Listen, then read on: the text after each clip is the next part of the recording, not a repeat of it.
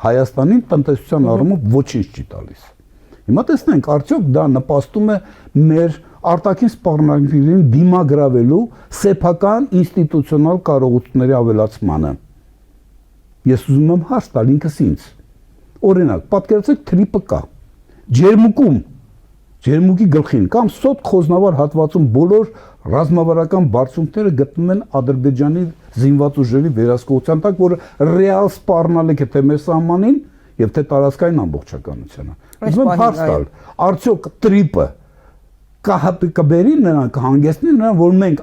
կամ կունենանք այնպիսի ինստիտուցիոնալ նոր հնարավորություններ դրանց դիմագրավելու, կամ արդյունքում կարող է դա ադրբեջանցիների զորքերը դուրս բերեն այդտեղից։ Դե իհարկե ոչ։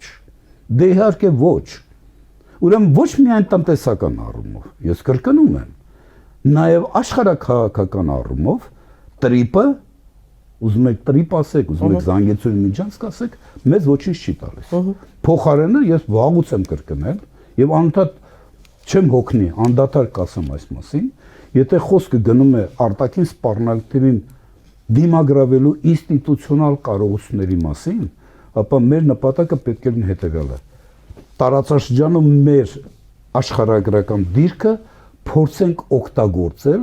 վերածել այն աշխարհաքաղաքական, եթե կուզեք, աշխարհատնտեսական ներուժի։ Այսինքն, դու պետք է այնպիսի խնդիրներ լուծես, քո դարչև դնես, որ քո անվտանգությամբ աշխարհի ազդեցիկներն շահագրգռված լինեն։ Հա, բայց եթե դու ես քո քաղաքականությունը վարում։ Կներեք, մենք խոսում ենք թե ինչպես պետք է լինի։ Հետո կգանք գետնի վրա թե ով ինչ է անում, հա։ Այսինքն օրինակ որևէ բանական ողջամիտ մտածող իշխանություն,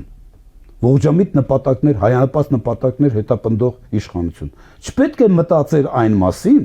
որ փորձեմ այնպիսի քայլեր անեմ, որպեսզի իմ աշխարհագրական դիրքը ինձ նոր հնարավորություններ տա։ Ինչ է սա նշանակում։ Ես դրա համար եմ ասում աշխարհագրական դիրքը վերածել աշխարհագրական ներուժի պոտենցիալի։ Այսինքն դու պետք է հայտնվես այնպիսի մեգա-ծրագրերի մեջ, որ քո